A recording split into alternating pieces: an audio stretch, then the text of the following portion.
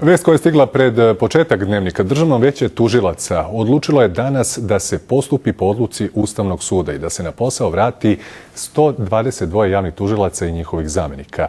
Oni će od 22. septembra zvanično biti vraćeni u tužilačku organizaciju, a u ponedeljak 24. septembra počinju da rade.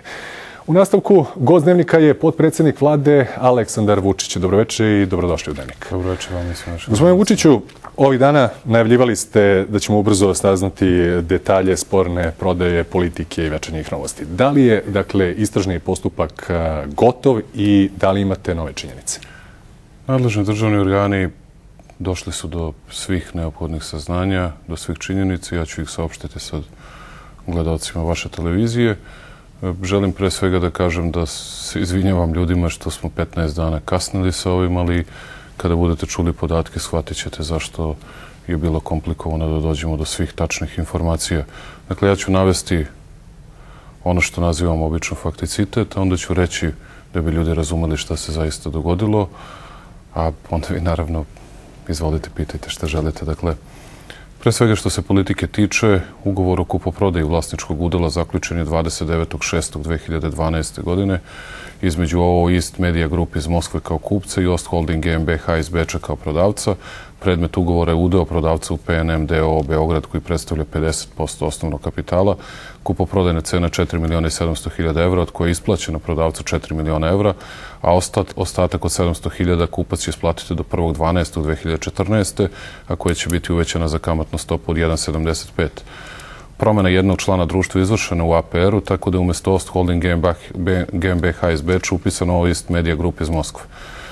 Razume se da je tu postoji predmet ustupanja potraživanja koje VAC ima prema PNM Beograd i Politika štamparija DOO Beograd u ukupnoj vrednosti od 12.304.273,12 evra. Potraživanje će prelaziti na prijemnika postepeno po 10% ukupne vrednosti plus dospele kamate nakon isplate svake godišnje rate kupoprodajne cene. Da objasnim šta se zaista dogodilo. Dakle, East Media Grupa je kupila na ovakav način 50% vlasničkog udela Politike.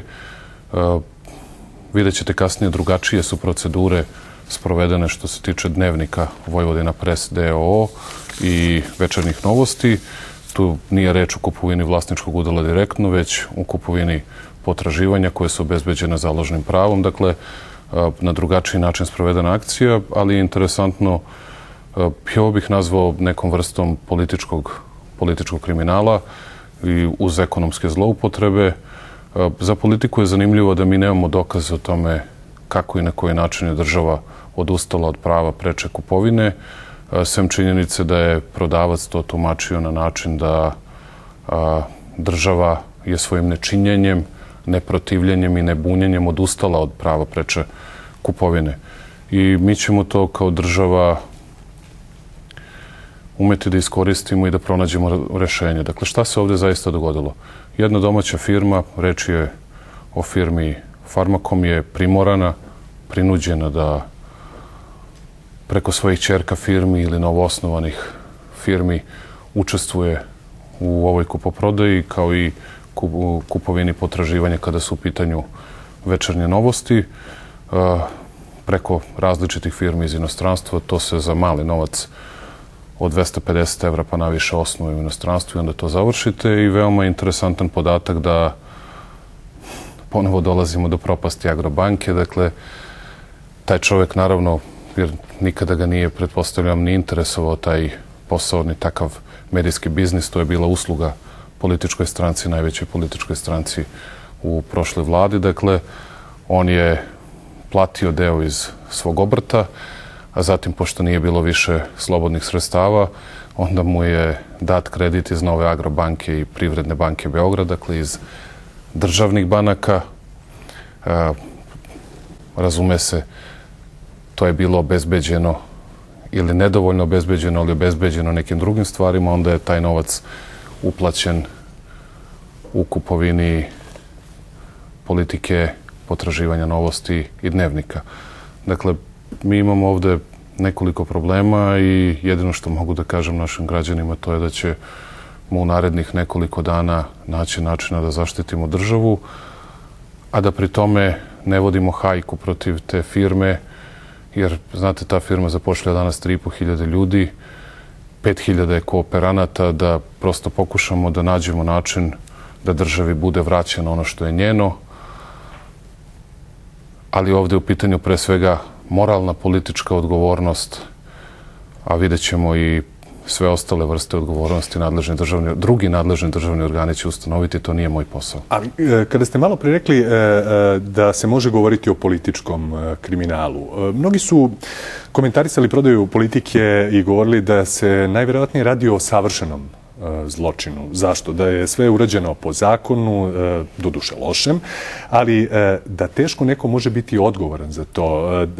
Dakle, da je sve urađeno tajno, odnosno netransparentno, i o tim netransparentnim poslovima po njima, po njihovom obavljanju, kaže, niko ne ide u zatvor. Da li je to tako?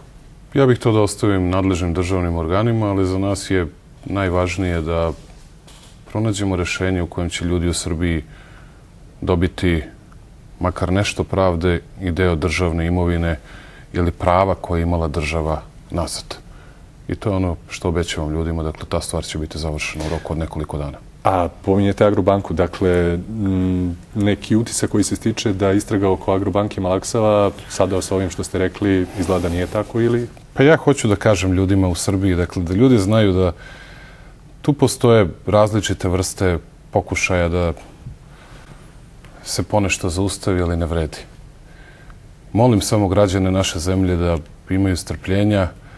Teško je voditi komplikovane istrage, teško ih je voditi na mnogo mesta i nemamo dovoljno ljudi, ali ti ljudi koji rade vredno, rade danonoćno.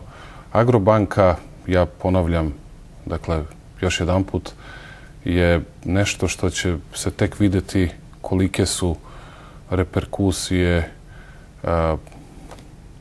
pre svega krivično pravne, ali i svake druge takve jedne afere, jer neki su pokušali da ta afera ide samo u jednom smeru, a da se suština otprilike zataška i zamagli, ali već više vremena mi znamo šta se zaista dogodilo, šta je bio plan, zašto je osnovana naknadno nova Agrobanka, na koji način je uopšte to sve funkcionisalo i ja mislim da ljudi neće još dugo morati da čekaju, ali svakako ih molim za još malo strpljenja. Dakle, niti ko zastajkuje, niti ko može da zataška, sve i da hoće, niti će se to dogoditi. Ja samo molim ljude za poverenje i za strpljenje, a ono što je naš posao to je da pravo i pravda budu zadovoljeni.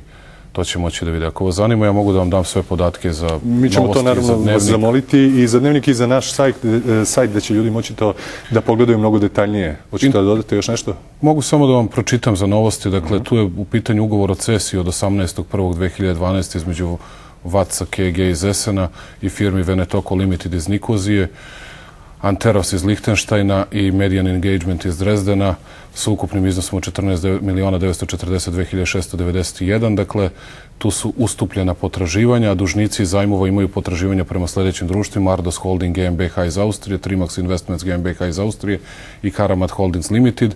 Interesantno je da ove prve tri firme bi mogle radi naplate svojih potraživanja od ove druge tri firme da aktiviraju zalogu, zatraže prodaju založenih akcija.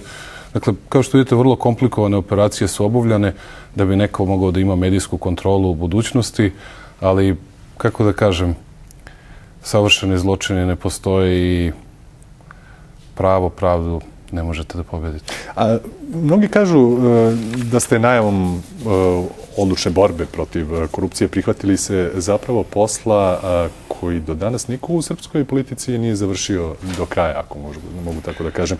Uzeli ste na sebe da kažete ljudima, ako se sećam nekih izjava, da bez obzira iz koje su stranke, dakle, vi ste rekli, lepo pričate, ali i lepo kradete, ako je tako bilo, i da se u stvari ljudi organizovano i sistematski u srpskoj politici čuvaju međusobno.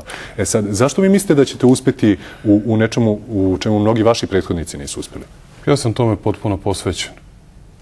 I nemam, kad čitam ili kad slušam šta ljudi govore, obično kažu vrana vrani oči ne vadi, svi su oni dogovorili, svi su oni isti. Ja vam odmah kažem, da će se mnogi iznenaditi kada budu vidjeli da nećemo biti isti. Kakav će kraj ove borbe biti, ja to ne mogu da vam kažem. Ali je sigurno da mnogo je moćan protivnik. Dakle, i zato ne mogu da vam unapred kažem kakav će kraj biti, ali mogu da kažem da tu borbu niko više neće moći da zaustavi. Ma kako i ma na koji način, neslavno možda politički ili na neki drugi način budem završio, neko iza mene će to uspeti, siguran sam da privede kraju. Ali da uplaše i mene i ljude koji rade sa nama, niti mogu, niti će im to poći za rukom. I ja mislim da ta vrsta odlučnosti, hrabrosti, nepokolebljivosti ne može lako da bude pobeđena. I ja ne želim ljudima da govorim ni o svim mogućim pritiscima, ni o svemu što čujem i o sebi, i o svojim kolegama i prijateljima, niti sam došao da kukam. Naše je da pokažemo snagu države i država će pobediti. Na kraju će pobediti država, ma ko tu državu da predstavlja. I to više niko u ovoj zemlji ne može da zaustavi. I ja želim vama da kažem, dakle, molim za strpljenje, molim za poverenje. Oktobar i novembar bit će veoma zanimljivi. Ljudi će svašta moći da vide, svašta moći da čuju, ali za nas je važno ne da hapsimo, da ponovim još jednom, već da vratimo nešto što državi pripada, ali i da istovremeno naše optužnice budu čvrste, jake i da ni jedan sud ne može da donese u skladu sa zakonom, razume se, drugačiju odluku. Ja vam se zahvaljujem na gostanju u Dnevniku na ovim preliminarnim informacijama. Dakle, još jednom vas molim da nam te podatke odmah sada prepustite. A vidjet ćemo se na ovom mestu, ja se nadam, sa novim informacijama vrlo uskoro.